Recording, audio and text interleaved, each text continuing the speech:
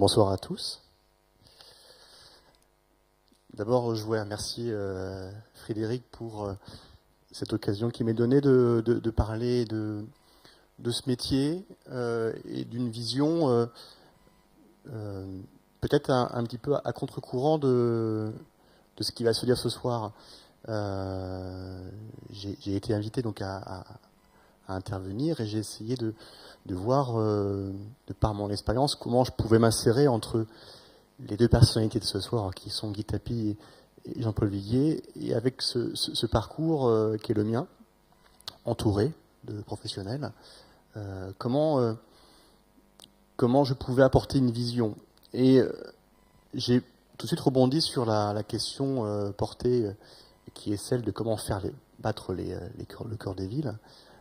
Pour faire battre un cœur de ville, il faut avant tout des hommes. Et je voulais juste vous raconter un peu un parcours professionnel qui est chronologique et qui m'amène aujourd'hui à avoir une vision urbaine des choses. Mais spontanément, je ne l'avais pas. Et ce matin, en préparant un peu l'intervention, je suis tombé sur je suis tombé. En même temps, les algorithmes facebookiens orientent assez sévèrement nos visions des choses. Et alors moi qui prône l'architecture comme l'intérêt public, je suis allé voir en privé pour passer un message. Donc juste un petit clip promotionnel de Thalys qui raconte des choses intéressantes qui vont introduire le discours suivant. À Bruxelles, le musée d'art moderne s'appelle Maya. À Bruxelles, le musée d'art déco s'appelle Rudy. Et le mémorial de la Grande Guerre s'appelle Fernand. À Bruxelles, la grande bibliothèque s'appelle Naïma.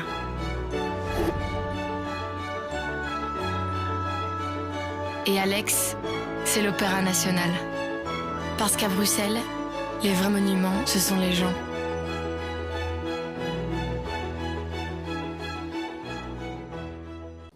Je n'ai aucune dividende, aucun intérêt financier auprès de Thalys, mais le message passé était assez intéressant parce que Bruxelles n'ayant pas de monument majeur à part l'Atomium et son architecture très noble et connue de tous, mais n'a pas de bâtiment emblématique et la pub mise sur ce qui compose la ville, et savoir les hommes. Et en fait, et les femmes, enfin les hommes avec un grand H, qu'on s'entende bien, sinon je vais me faire mal voir. Mais, et en fait, ça raconte des choses et ça raconte le parcours que moi je mène depuis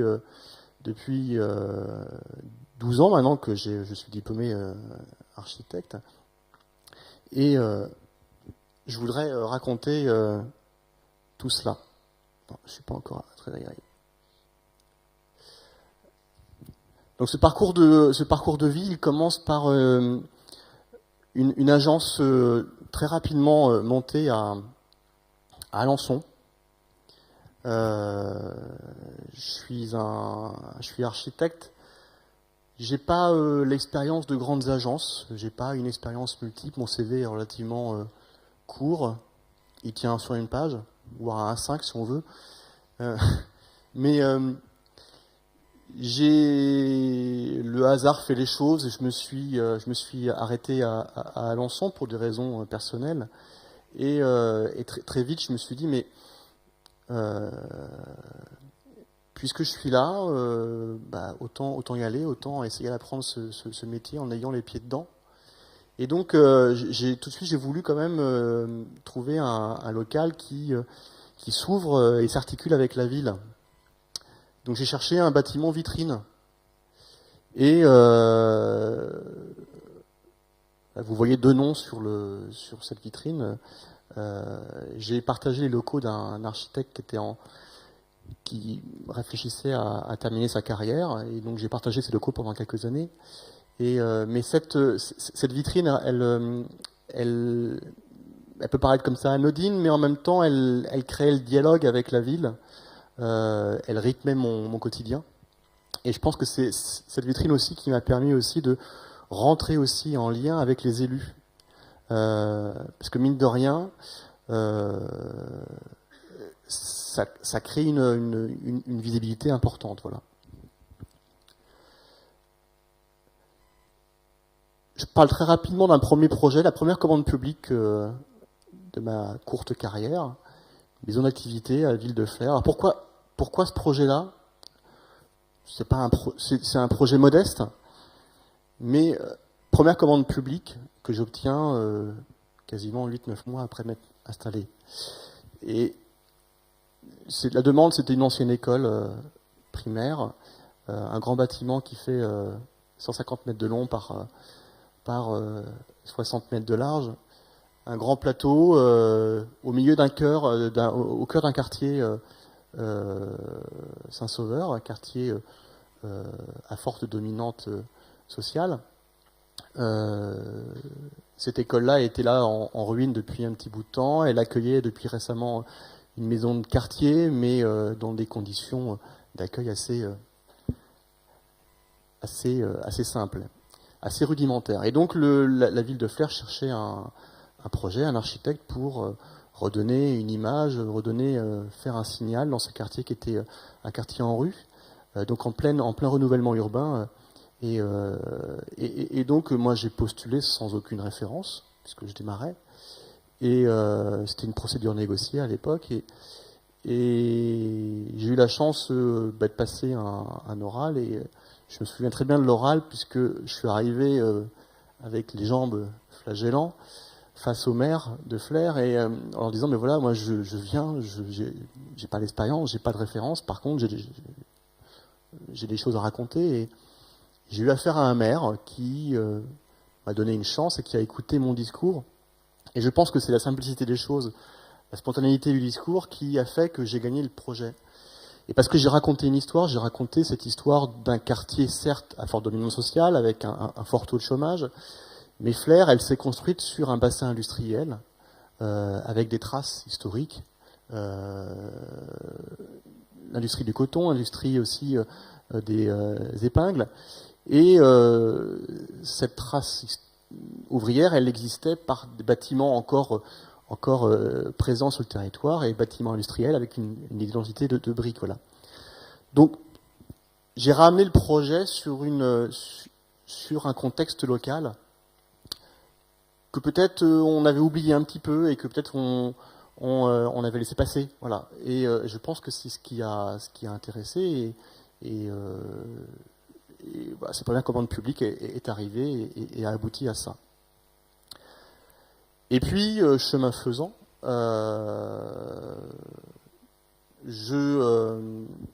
j'avais travaillé quelques mois chez un collègue architecte parisien, qui est Philippe Schall,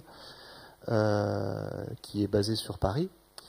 On était restés en contact tous les deux, et quand je me suis installé à Alençon, lui étant déjà un peu implanté sur le territoire ornais en ayant des projets près d'Alençon, on a commencé à travailler ensemble, à retravailler ensemble, mais du coup, moi n'étant plus salarié, mais architecte libéral, on a commencé à co-traiter et à co-participer. Et puis, l'aventure a continué à pousser, à fleurir, et puis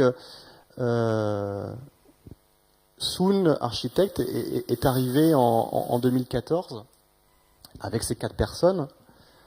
Donc moi, vous me reconnaissez, Philippe Schall, Philippe Freeman et Hervé Sénéda. Alors ces 4 personnes se connaissent toutes plus ou moins, mais surtout on partageait une même envie, celle de partager un quotidien, partager des difficultés, de mutualiser un savoir-faire, de mutualiser des moyens, de mutualiser des références. C'était un moment où la commande publique commençait déjà à se raréfier, à devenir un peu plus complexe, un peu plus difficile à obtenir. Et on réfléchissait tous sur des niveaux différents, mais on réfléchissait tous à comment ce métier, comment notre profession pouvait muter. Et on s'est retrouvés à échanger sur cette question-là. Et Et on se dit, pourquoi pas essayer de travailler ensemble. Moi, sur Alençon, je voyais bien, je tournais un petit peu en rond. C'est un métier qui demande de l'émulation, qui demande de l'émulation intellectuelle. Travailler seul, c'est épuisant, c'est astreignant. Et donc, cette complémentarité, cette connivence entre nous quatre a amené à construire l'agence Soon Architect, et qui a pour particularité de s'installer sur 2 territoires, un parisien et un caennais. Alors pourquoi je suis arrivé à Caen? Parce que Philippe Chal avait déjà un pied-à-terre sur Caen, et ayant quelques projets sur Le Havre, c'était plus simple de gérer les chantiers depuis Caen que depuis Paris. Voilà. Donc on avait déjà quelqu'un sur Caen, et donc moi j'ai rejoint cette personne-là. Et donc c'est comme ça que l'antenne caennaise s'est créée. Mais au-delà de cela, l'intérêt de cette bivalence entre Paris et Caen, c'est le rapport aussi d'échelle. C'est-à-dire que les 4 associés, moi je travaille à Caen, les 3 associés travaillent sur Paris, mais il y a des allers-retours sans cesse, quasiment hebdomadaires. Voilà. Et donc ce trajet que l'on effectue en train entre Paris et Caen, il est extrêmement instructif, parce que tous les jours, c'est confronté à des échelles différentes. Une échelle fortement métropolitaine, parisienne, et puis une échelle caennaise qui est une métropole, mais à dimension rurale, sans être péjoratif en disant ça, mais une dimension beaucoup plus aérée, beaucoup plus diffuse. Et ces échanges continuels et continus entre ces 2 capitales permettent de repenser, de questionner sans cesse le projet, dans son échelle, dans son gabarit, dans ses usages. Cette notion de questionnement est très important, et il va se définir dans les autres projets.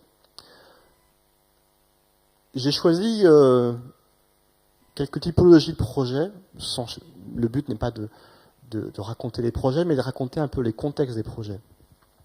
Donc je vais vous parler de 2 collèges, collège de Gacé et collège de Putange. On avait obtenu, sous forme d'accord cadre, un gros travail de réhabilitation et extension de différents collèges du département de l'Orne, en l'occurrence 8 collèges sur le territoire, enfin sur la partie zone nord-ouest de l'Orne. Ces 8 collèges ont été étudiés sous forme de diagnostic. Un gros diagnostic a été fait pour comprendre quels étaient les atouts, les qualités, mais aussi les grandes difficultés que ces projets présentaient. Et sur les 8 collèges, on a eu la chance de réaliser trois grosses opérations, donc Gacé, Putange, Athis. J'ai retenu Gacé et Putange, qui sont les projets les plus emblématiques et qui sont intéressants à démontrer.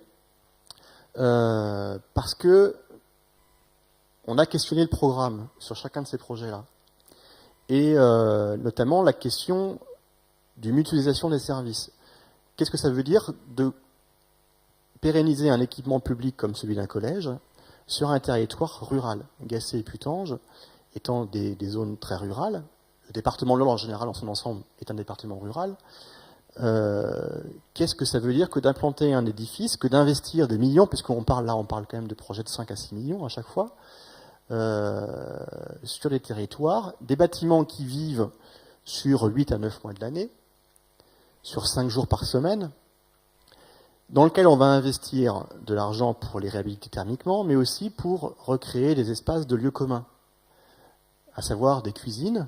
Donc, qui dit cuisine, qui dit réfectoire, dit cuisine collective, un CDI, un gymnase, voilà, des lieux de vie qui pourraient aussi être partagés avec des habitants aussi. Sur ces 2 territoires, en l'occurrence Gacé et Putange, on avait appris en parallèle que les élus réfléchissaient à des rénovations de leurs propres équipements. Sur Athis de l'Orne, sur Gacé, c'était la construction d'une cuisine centrale pour l'école municipale.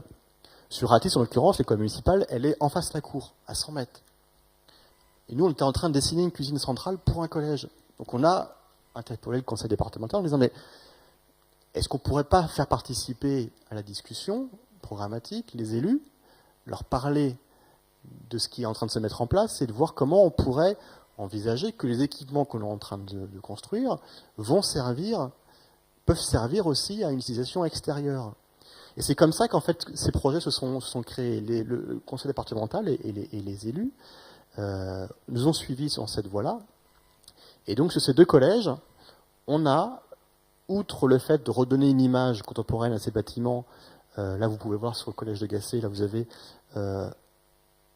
la partie vraiment qui était la partie existante, qui avait 40 ans d'existence, avec des bétons très friables, des fers à béton apparents.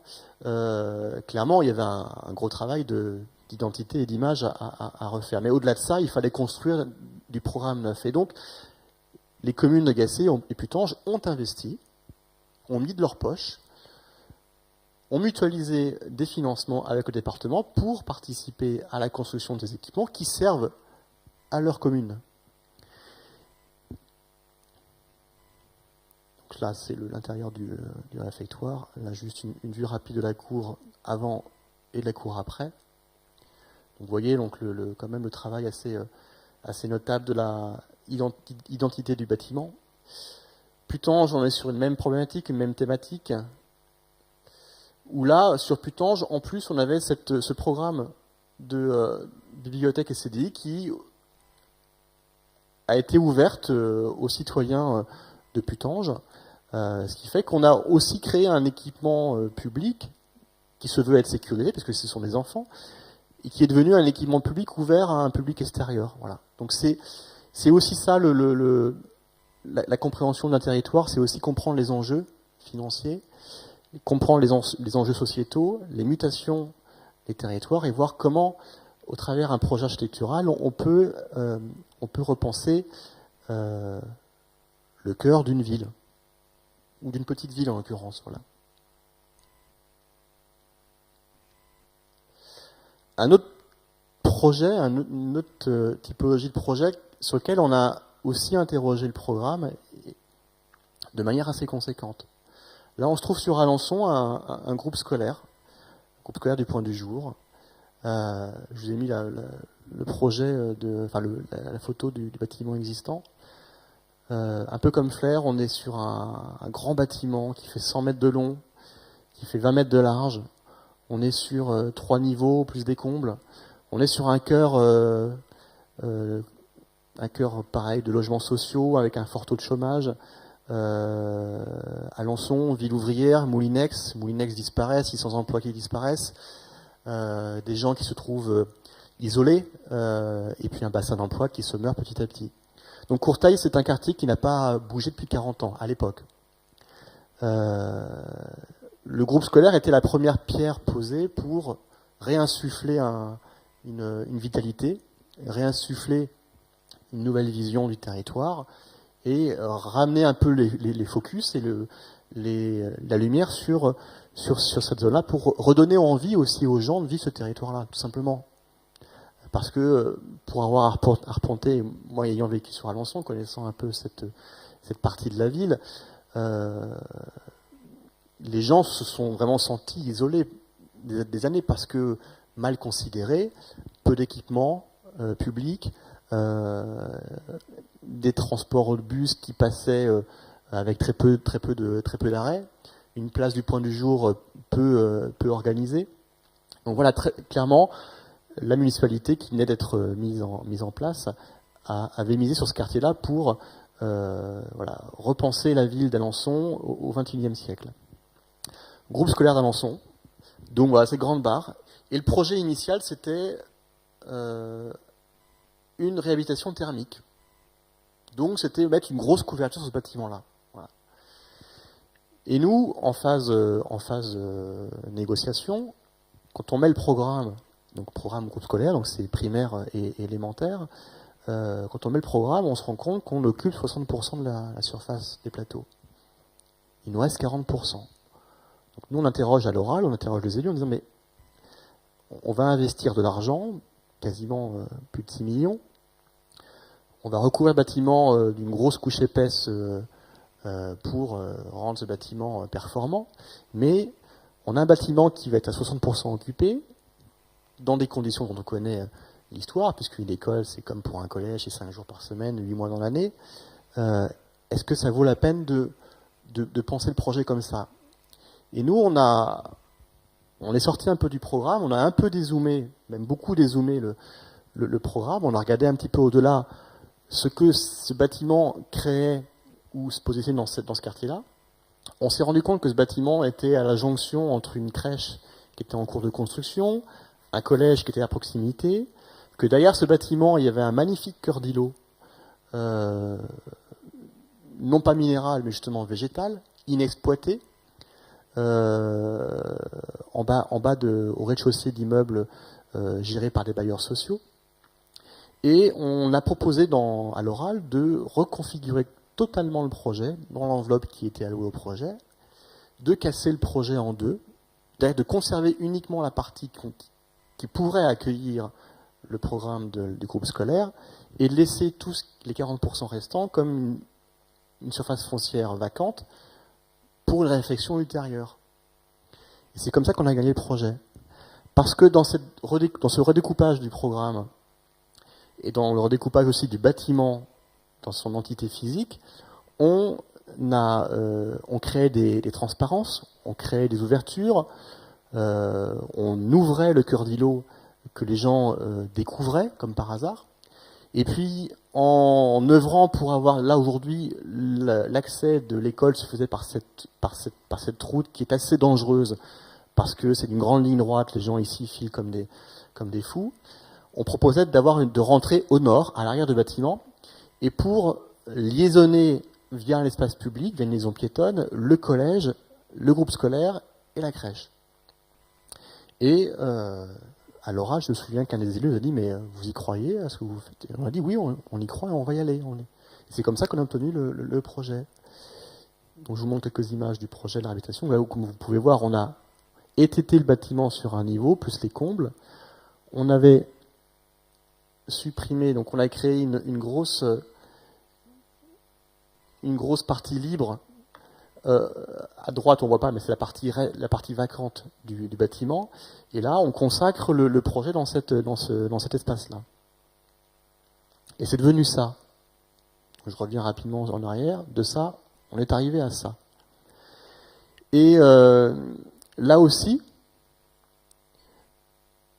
au travers d'un programme architectural, on a emmené les élus, par une forme d'acculturation, à dépasser les limites propres du bâtiment, d'aller voir un petit peu au-delà, d'aller voir ce qui se passait à côté des choses, et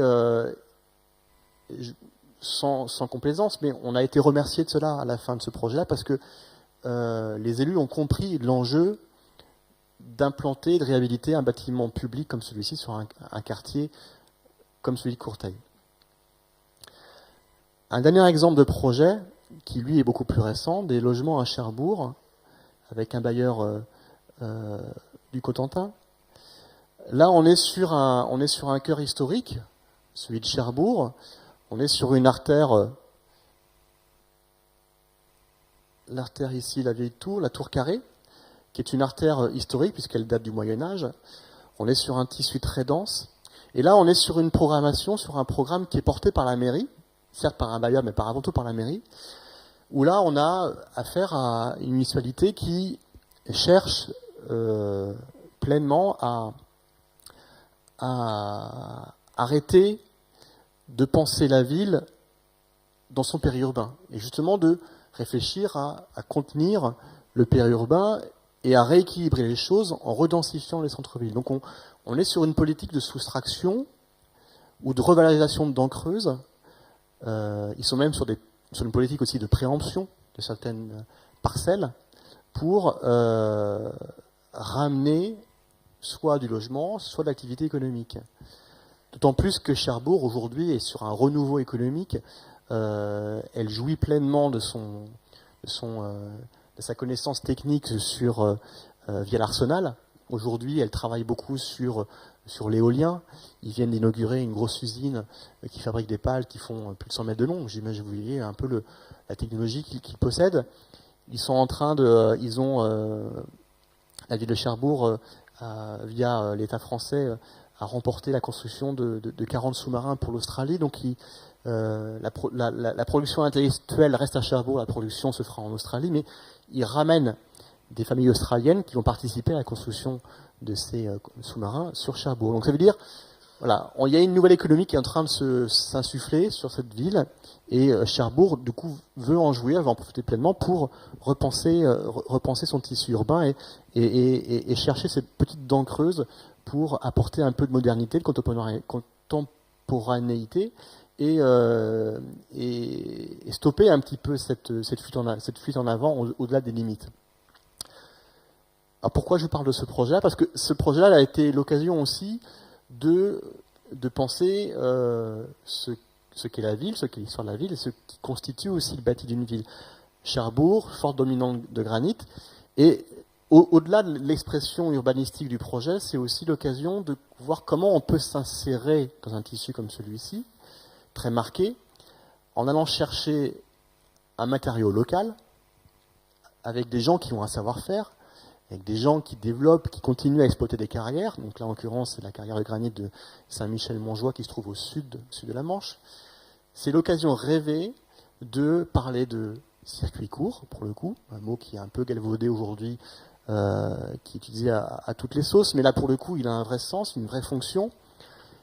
Et ce matériau va nous aider, nous, à construire cette dent creuse et à apporter un projet contemporain dans un tissu historique et à participer à densifier l'urbain. Juste quelques exemples de cette fameux granit que l'on trouve dans le Sud-Manche et qui est la principale production de ce granit sur le territoire normand.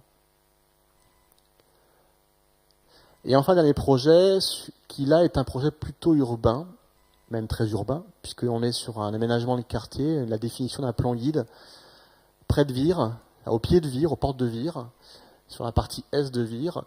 La question posée, c'est, il y a, vous voyez ici en premier plan, le centre Leclerc, qui est là depuis 40 ans, qui cherche à s'étendre, à trouver, et puis à s'étendre, puis aussi à apporter une nouvelle image de marque. La ville de Vire, Vire-Normandie, accompagne ce projet d'extension et de revalorisation d'un territoire, mais par contre avec le bémol qui est de dire il est hors de question que ce soit un centre commercial qui définisse une entrée de ville. Aujourd'hui, les entrées de ville sont perverties par ce genre d'édifice, et voilà, c'est l'occasion rêvée d'apporter une réflexion sur comment réfléchir l'entrée de ville autour d'une activité commerciale, qui est celle d'un Leclerc, et comment aménager un territoire dans un contexte paysager singulier qui est fait de bocage, avec des haies, une agriculture toujours présente, puisque le territoire en question, c'est celui-ci. Voilà. Pourquoi je parle de ce projet? Je ne vais pas rentrer dans le détail, c'est pas le but du jeu, mais ce projet a été l'occasion pour nous de continuer à cette démarche de questionnement, de réinterrogation du territoire, d'arpentage du territoire, et pour cela on est allé chercher des compétences externes à nos compétences à nous.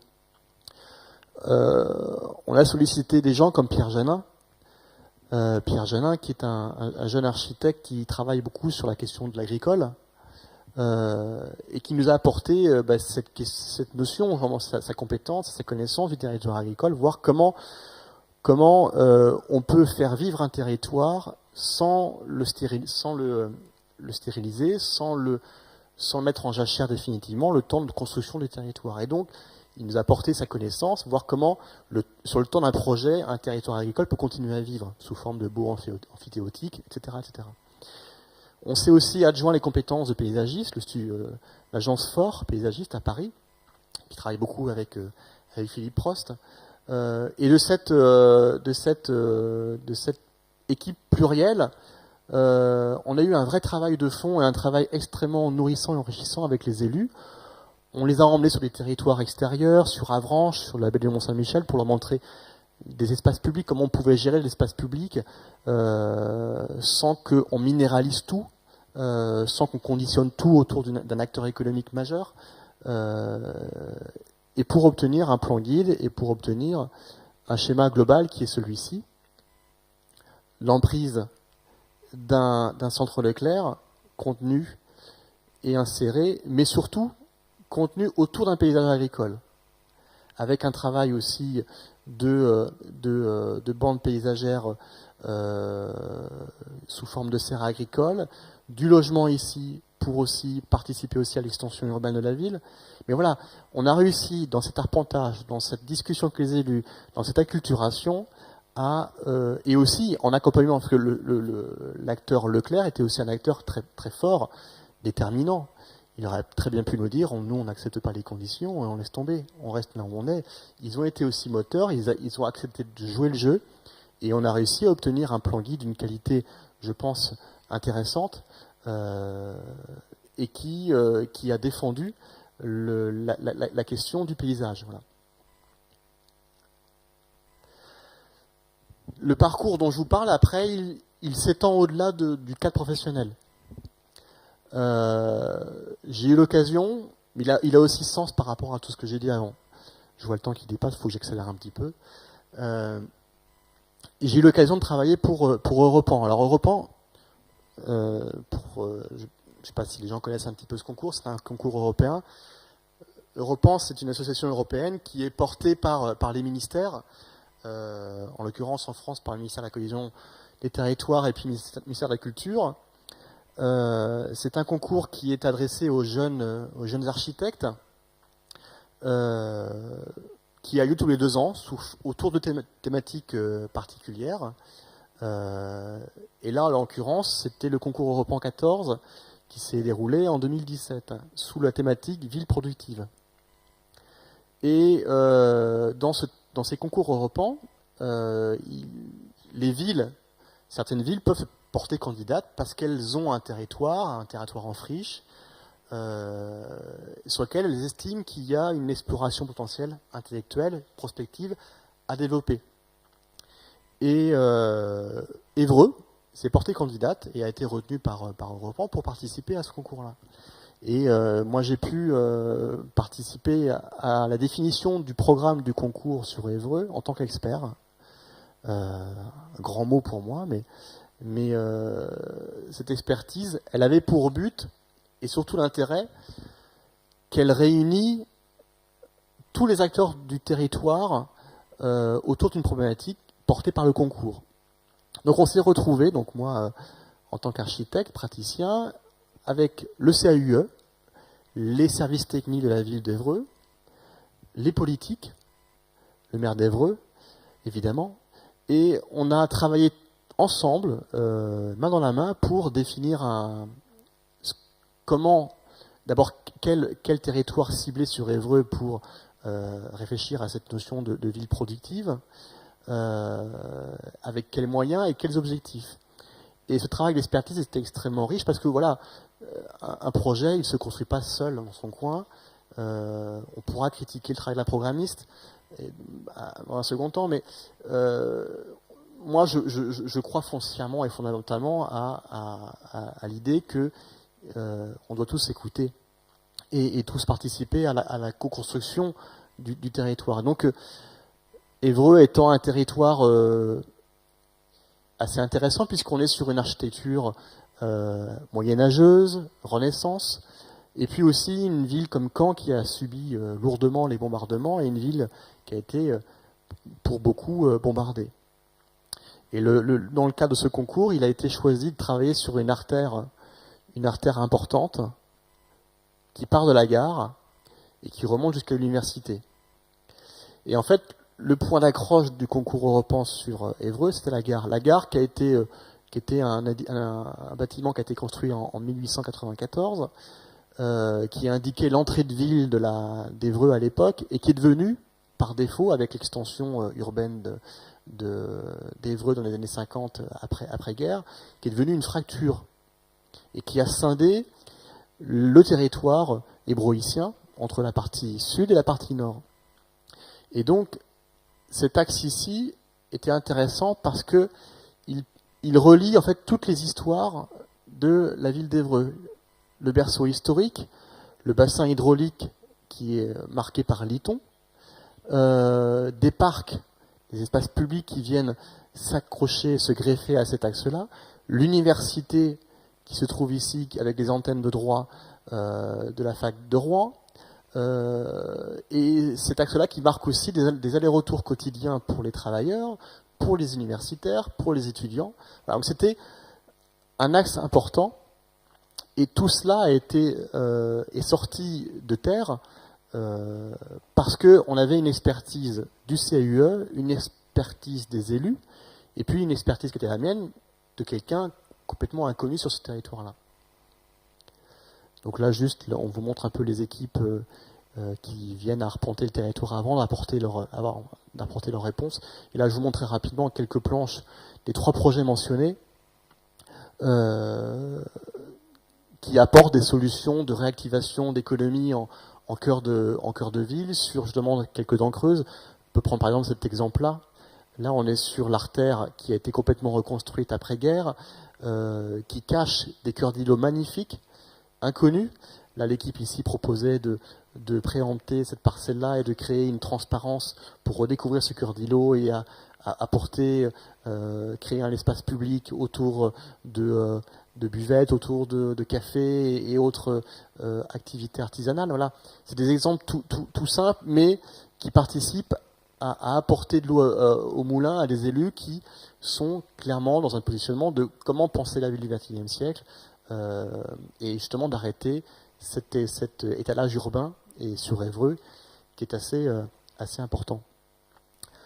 Une autre facette de ce parcours dont je vous parle, c'est, vous m'en avez parlé un petit peu, Frédéric, avant, donc je ne suis plus président de la maison d'architecture, je l'ai été, mais cette expérience était extrêmement nourrissante parce que, au travers de cette maison d'architecture, j'ai pu accompagner les résidences d'architectes en milieu rural, qui est un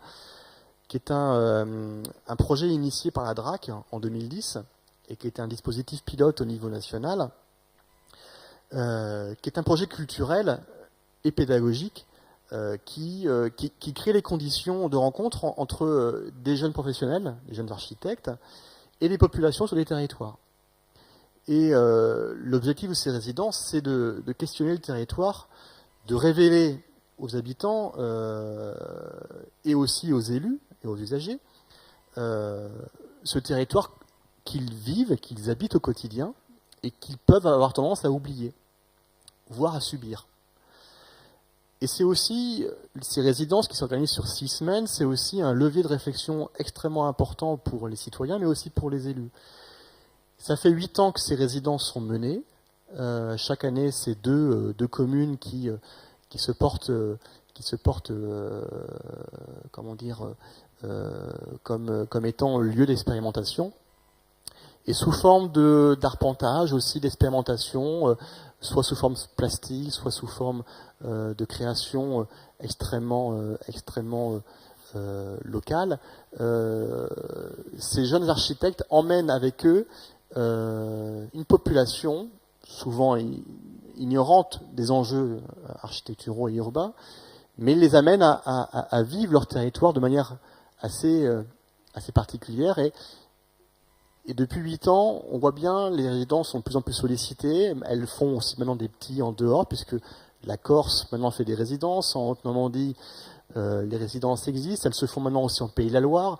Et les élus ont compris l'intérêt d'apporter un regard extérieur sur ce qui fait leur territoire rural. Une autre facette de ce parcours, et qui est toujours dans cette vocation de toujours questionner, d'aller chercher aussi des regards extérieurs, c'est l'établi, association que j'ai créée, que j'ai fondée après la rencontre avec un architecte qui est Simon Tessou. Simon Tessou qui est basé dans le Cantal, qui a pour particularité de travailler lui aussi sur un territoire à forte dominante rurale, enseignant aussi à l'école d'architecture de Clermont-Ferrand. Toutes ces personnes-là, on est tous praticiens, on est tous architectes, et on a tous la particularité de travailler sur des territoires ruraux.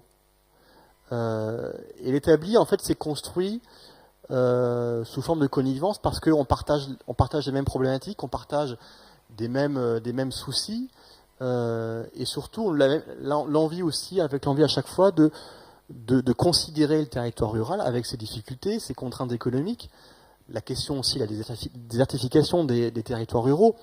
Dans le Cantal, c'est extrêmement prégnant, extrêmement physique. Simon Tessou a une vraie expertise de ce qu'est un village rural et comment, malgré une absence économique, comment on peut travailler à valoriser aussi ces territoires-là. Et l'établi, c'est aussi l'occasion pour nous de travailler, d'accompagner aussi les initiatives locales. Là, on se trouve à Chalier, donc au nord du Cantal. On est à 30 km de Saint-Flour. C'est un projet chantier qu'on a réalisé en juillet 2017. On a accompagné cette commune, toute petite commune rurale, 200 habitants, qui a pour particularité architecturale et paysagère d'avoir différents paliers sur les coteaux d'une vallée, et qui était construit avec ses gabions, ses murs de pierre sèche.